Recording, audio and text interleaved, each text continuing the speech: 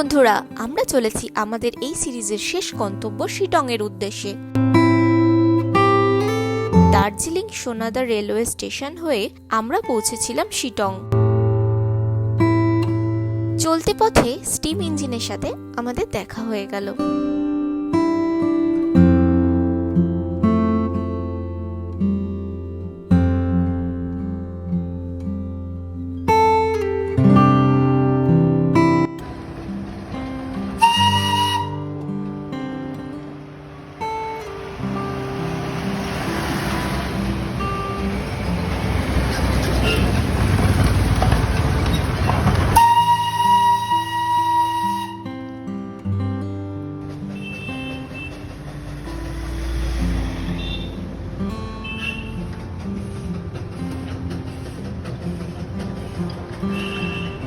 Steam ইঞ্জিনকে বিদায় জানিয়ে pine বনের মধ্য দিয়ে আমাদের যাত্রা আবার শুরু হলো।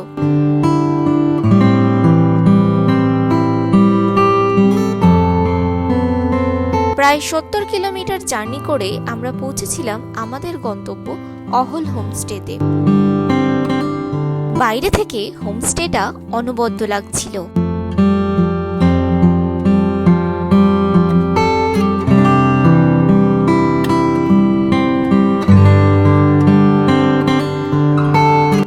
ব্যালকনি থেকে বাইরের ভিউটা ছিল নজর কাড়ার মতো।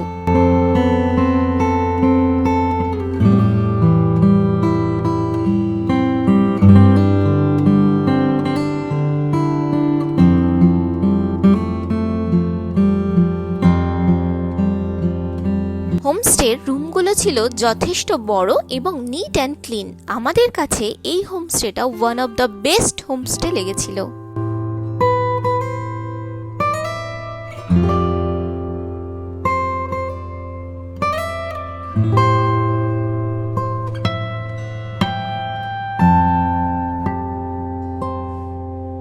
হোমস্টের কিছু রুলস অ্যান্ড রেগুলেশনস ছিল।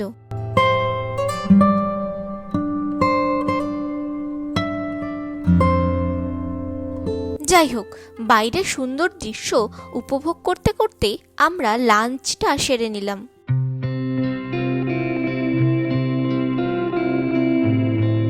খাবারের মান ও টেস্ট ছিল এক কথায় অসাধারণ।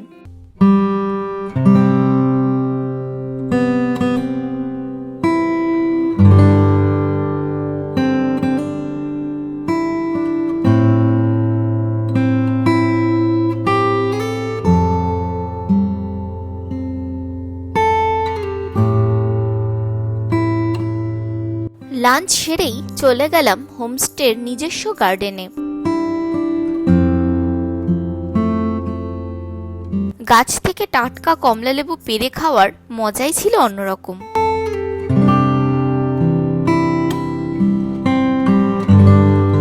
লেবুর টেস্টটা ছিল টক মিষ্টি, খুব বেশি মিষ্টিও না, খুব বেশি টকও না, তবে দেখতে দারুণ লাগছিল। গাছগুলি ছিল কমলা লেবুতে ভর্তি। এখানে শুধু একটা না, অনেকগুলো কমলা লেবু গাছ ছিল।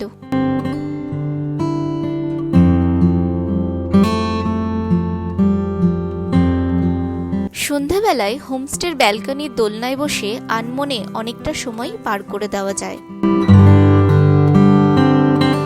এই সুন্দর সন্ধ্যা উপভোগ করতে করতে চলে এলো আমাদের স্ন্যাক্স, চা আর গরম গরম pakora.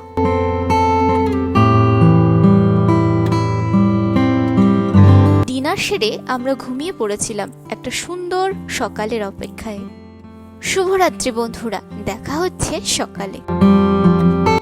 Good morning from Sittong. খুব ভোরে উঠে আমরা বেরিয়ে পড়েছিলাম সাইট সিনের উদ্দেশ্যে। হোমস্টে থেকে কিছুটা দূরেই ছিল অহলদারা সানরাইজ ভিউ পয়েন্ট। এই ভিউ পয়েন্টের আশেপাশেও প্রচুর হোমস্টে রয়েছে। ভিউ পয়েন্টে পৌঁছেই আমরা দেখতে পেলাম সেই স্নিগ্ধতায় পরিপূর্ণ মাউন্ট কাঞ্চনজঙ্ঘা। এই প্রথম আমরা কাঞ্চনজঙ্ঘাকে স্পষ্ট দেখলাম।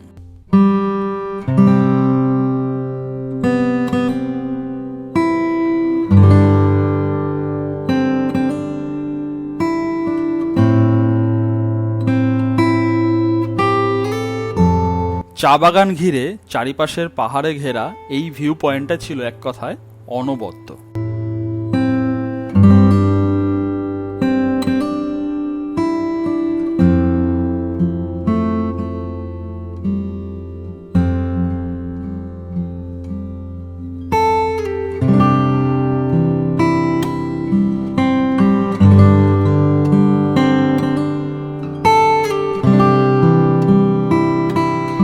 ভোরের মিঠে আলো ও কুয়াশায় ঘেরা দিগন্তে মন যেন হারিয়ে যেতে চাইছিল।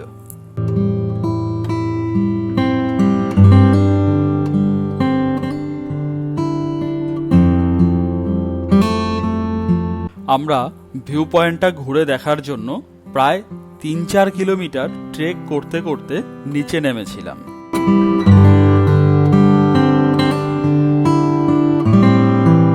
আমরা এখানে বেশ কিছুটা সময় কাটিয়েছিলাম ও পাহাড়ের সাথে আমাদের কিছুটা মুহূর্ত ফ্রেমবন্দি করেছিলাম।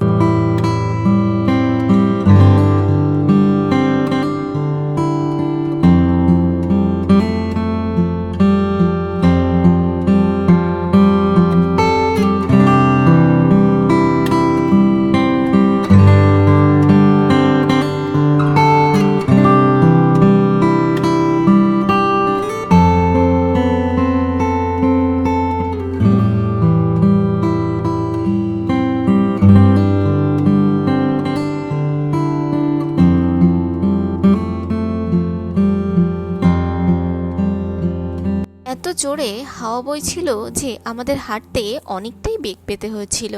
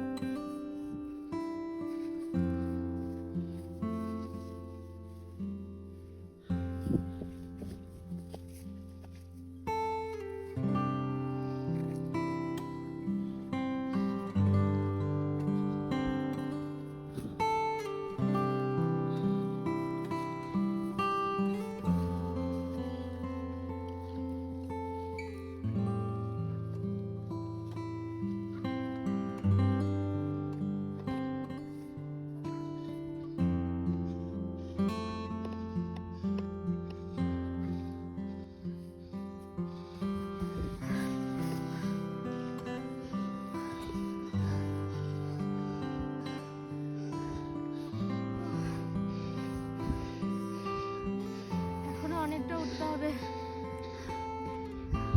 হাঁপিয়ে গেছি। এত খাড়াই ট্রেকিং করা হয়ে যাচ্ছে।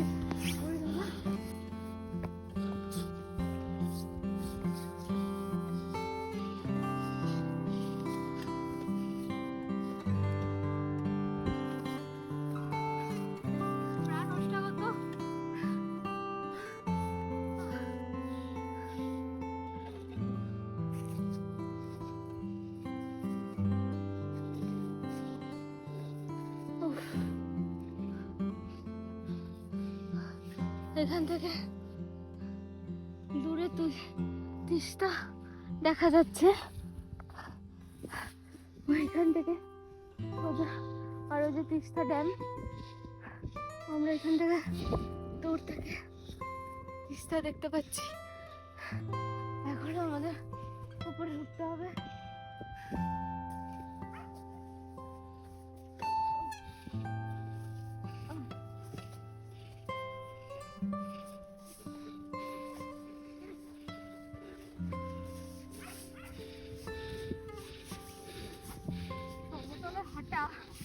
আর পাহাড়ে হাঁটা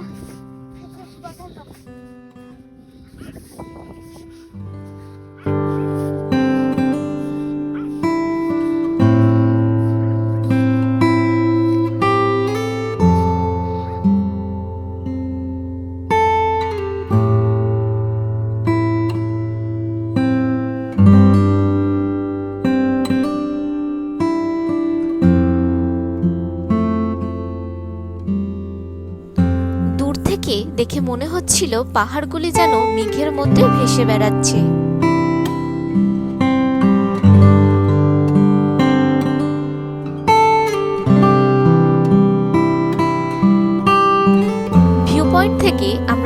চলে গেছিলাম অরেঞ্জ গার্ডেনে।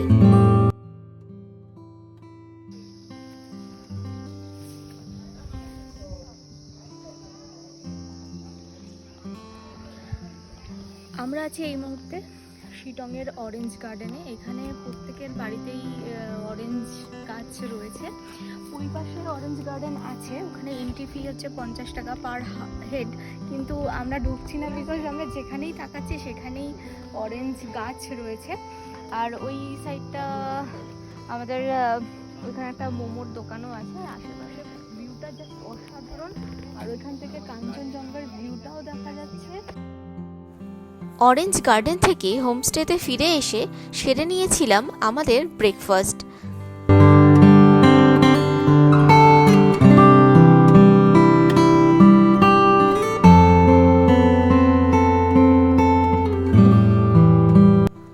ব্রেকফাস্টের খাবারগুলো ছিল ভীষণ টেস্টি এবং লোভনীয়।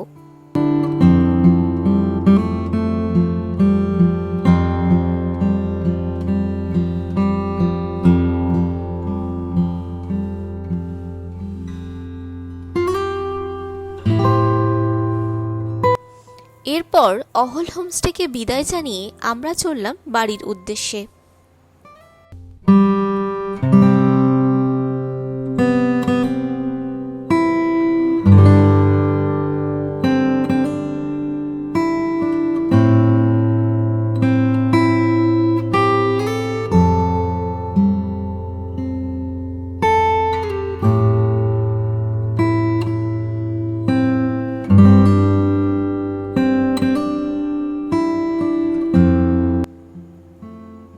ফেরার পথে শেষবারের মতো আমরা পাহাড়ের আঁকাবাঁকা পথে একটু বাইক রাইড করেছিলাম, সাথে নিজেদের কিছু সুন্দর মুহূর্ত ফ্রেমবন্দি করেছিলাম।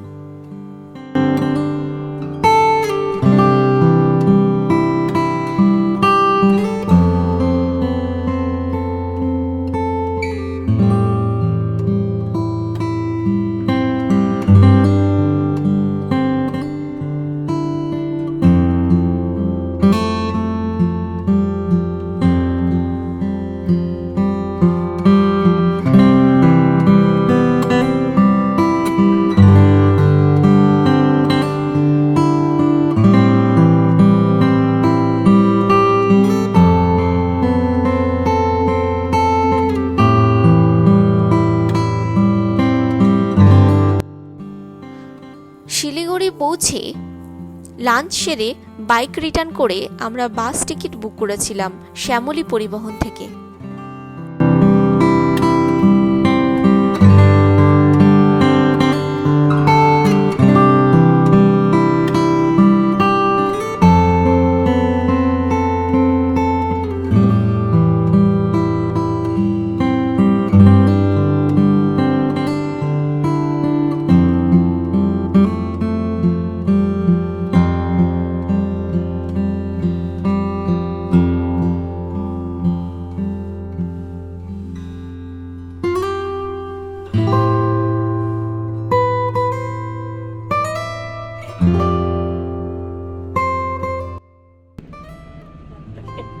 হ্যালো এভরিওয়ান, আমরা সবাই এখন বন্ধুরা, আমাদের যে গ্রুপটা এসেছিল ঘুরতে, তারা সবাই বাসে উঠে গেছি। আমাদের বাসটা শ্যামলী বাসটা ছেড়ে দিয়েছে।